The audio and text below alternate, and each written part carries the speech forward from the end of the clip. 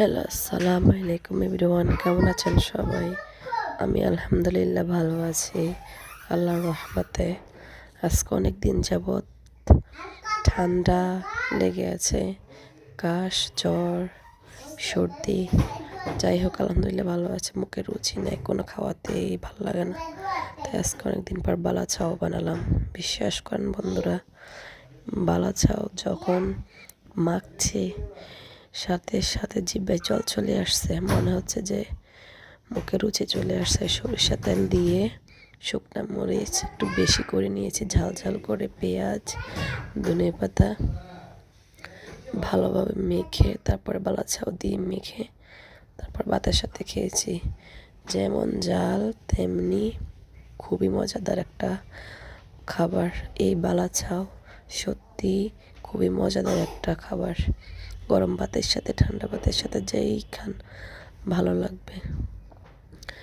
আমি আজকে মন ভরে অনেকদিন পর 2টা ভাত খেতে পারছি, জাল ঝাল করে পর্দা দিয়ে। যাই হোক বন্ধুরা, কে কই থেকে দেখছেন, কে কে বালা চাও খেয়েছেন অবশ্যই কমেন্ট করে জানাবেন। আর আমার ভিডিওটা ভালো লাগলে অবশ্যই লাইক কমেন্ট শেয়ার করে দিবেন, চ্যানেলটি সাবস্ক্রাইব করে দিবেন।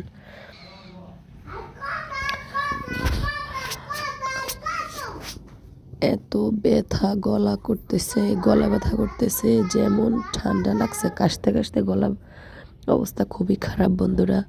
তাই ভয়েসটা এরকম ভাঙা ভাঙা আসতেছে। অসুস্থ আজকে অনেক দিন থেকেই, তাই ভাবলাম একটু বালা চাও মেখে নিই। শুকনা মরিচ কিন্তু অনেক ঝাল, এটা কিন্তু মিষ্টি শুকনা মরিচ না, এটা কারেন্ট মরিচ। এত ঝাল বালা চাউগুলো যখন আমি মাখছি, সরিষার তেল দিয়েছি, যে সুন্দর একটা ফ্লেভার বের হয়েছে বন্ধুরা, বিশ্বাস করেন। তাজা ধনিয়া পাতা দিয়ে মাখলাম, মনের মতো করে কয়েকটা ভাত খাইলাম।